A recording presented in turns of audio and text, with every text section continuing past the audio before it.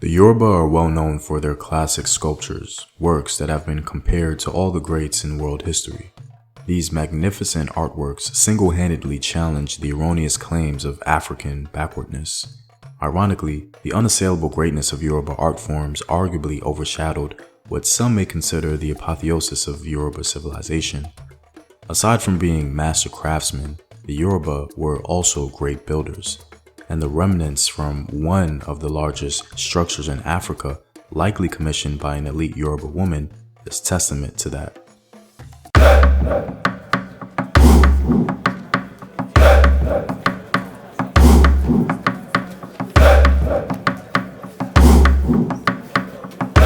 What up, African world? It's Home Team here, and welcome back to another video of African history, culture, and worldview. By supporting this channel on Patreon, you're helping in the creation of these videos and contributing to this content.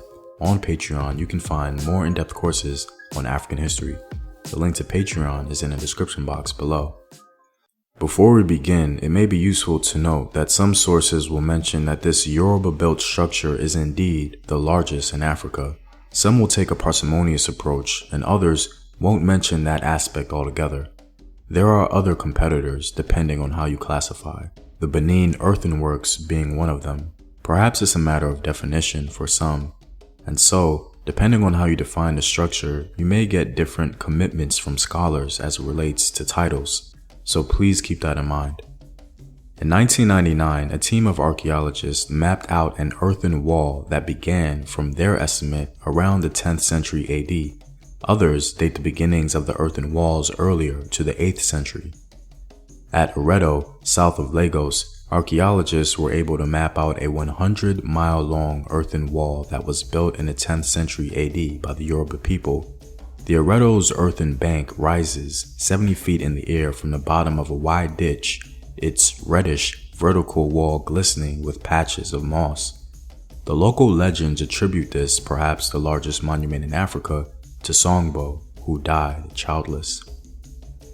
The earthen walls of Sunbo is said to have surrounded a region called Ijebu, which established and consolidated itself as a Yoruba kingdom later. By around the 15th century, the walls were identifiable as the massive structures we see today, being in the latter phases of completion. Among the first non-Africans to witness the earthen structure was the Portuguese in the 16th century.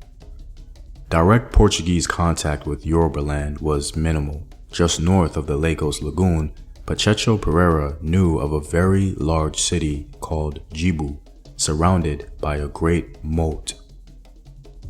It's very interesting to see how the structure was perceived by outsiders, as it was described as a great moat surrounding a large city.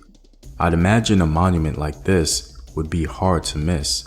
Sunbo Eredo, based on the measurements, would have taken quite some time to build, and it also would have taken massive amounts of manpower. So the obvious question remains, who commissioned the building of Sunbo Eredo and why? According to oral traditions, the construction of the rampart and ditch was organized by a woman called Bilikisu Sunbo, who was childless, but a mighty queen or goddess. The Okiiri moat, which is known locally as Sunbo Eredo, is said to have been built for protection against slave raiders. Today, the moat, or rampart and ditch, serves as a mark of identity and unity for the Ijebu. Now, some sources will say that Sunbo Eredo was built in honor of Bilikisu and not by Bilikisu herself. Regardless, the moat, as some have called it, might have been used to protect the capital from invasion, and its enormous size suggests significant state formation in the Yoruba rainforest region. Radiocarbon dates secured from the profiles of the Sunbo Ditch embankment complex indicate that house and megahouse polities were flourishing in the area during the late formative period, if not earlier.